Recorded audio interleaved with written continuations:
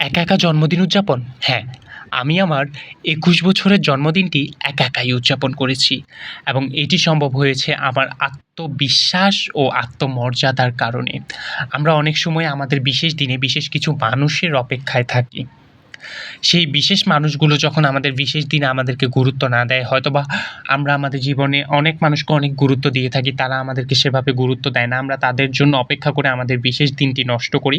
আমিও সেরকমভাবে আমার বিশেষ দিনটি নষ্ট করার পথে চলে যাচ্ছিলাম। কিন্তু আমার কাছে মনে হয়েছে আমার বিশেষ দিনে আমার মতো করে আমাকে শাইন করতে হবে এবং আমার পরবর্তী জীবনটা আমাকে আমার মতো করে শাইন করতে হবে। কারোর জন্য পেছনে তাকানো যাবে না। তাই আমি আমার মতো করে আমি আমার দিনটিকে উদযাপন করেছি। ২০২৪ এর ৩০ ডিসেম্বর ছিল দিনটি। কিন্তু আমি ২০২৫ এর অক্টোবর মাসে এসে এটি এডিট করে ভয়েস ওভার করছি। এতদিন আমি অলসতার জন্য, সাথে প্রচুর ব্যস্ততাও ছিল।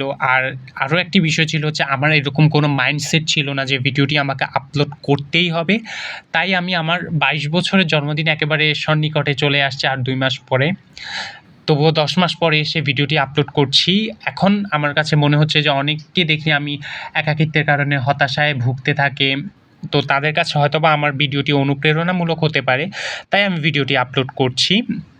তা আমার জন্মদিনে আমি নিজেকে সমরেশ মজুমদারের কালজয়ী উপন্যাস 'সাতকাহনের' বইটি উপহার দিয়েছি নিজেকে এবং কয়েক মাস ধরে আমি সেটি পড়েছি। ব্যস্ততার কারণে খুব দ্রুত পড়ে শেষ করতে পারিনি। কয়েক মাস লেগেছিল এবং যে কয়েক মাস পড়েছি একদম ঘোরের মধ্যে ছিলাম। আর আমার আত্মবিশ্বাস, আত্মমর্যাদা বোধটা এই বইটা পড়ে কয়েক গুণ বুস্ট হয়ে যায় এবং আপনারাও পড়বেন বইটি।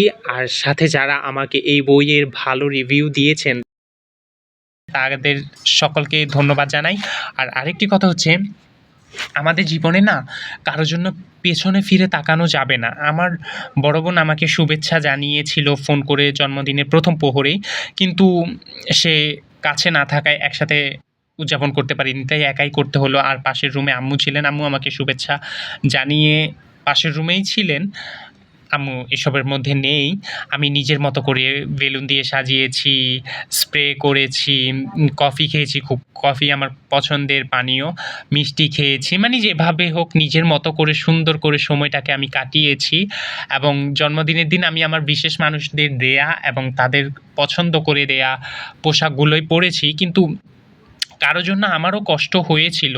সেদিন আমার সোশ্যাল অ্যাকাউন্টগুলো ডিএক্টিভ থাকায় আমার কোনো বন্ধু আমাকে ফোন করেও শুভেচ্ছা জানায়নি, জানা সত্ত্বেও আমার জন্মদিন। তবুও নিজের মতো করে খুব সুন্দরভাবে আমি আমার সময়টাকে কাটিয়েছি। আর আপনারাও আপনাদের বিশেষ দিনটিকে নিজের মতো করে সুন্দরভাবে কাটাবেন। তোমার হতাশা নয়, উজ্জ্বলতা দেখাও সকলকে।